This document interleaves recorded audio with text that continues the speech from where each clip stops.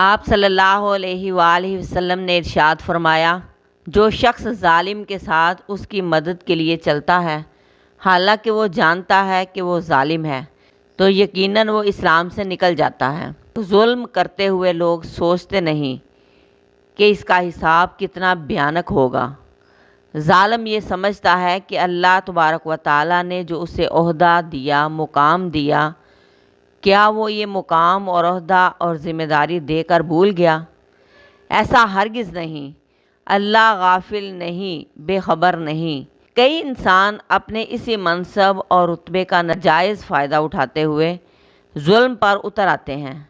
طاقتور کمزوروں پر، مالدار غریبوں پر، تندرست بیماروں پر، بڑے چھوٹوں پر اس لیے ظلم کر جاتے ہیں کیونکہ انہیں پتہ ہوتا ہے کہ ہمارے سامنے کسی نے کھڑا ہونا ہی نہیں، ہم سے کسی نے باز پرس کرنی ہی نہیں۔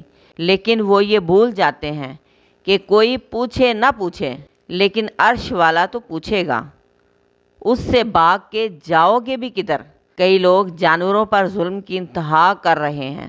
ظالم اصل میں اندر سے بزدل ہوتا ہے اور وہ اپنا غصہ اپنے سے چھوٹے، کمزور اور اپنے سے نیچے طبقے پر ظلم کر کے اپنے نفس کی تسکین کرتا ہے، اور یہی تسکین بڑھتے بڑھتے اسے اتنا ظالم بنا دیتی ہے کہ اسے ظلم کرتے ہوئے خدا کا خوف ہی نہیں رہتا۔ ایسے ظالموں کا ہاتھ روکنا بہت ضروری ہے۔ جیسے بھی ہو کوشش کرنی چاہیے اور ظلم کو روکنا چاہیے۔ اگر ظالم کو یہ احساس نہ دلایا جائے کہ تو نے ظلم کیا تو دنیا کا کارخانہ تو جنگل بن جائے جہاں کے شیر باقی تمام جانوروں کو کھا جائیں، انسانیت ختم ہو جائے گی۔ لہٰذا ظلم کو روکنا ضروری ہے۔ اس کے خلاف آواز اٹھاؤ اور جہاں تک ممکن ہو ظلم کو بڑھنے نہ دو۔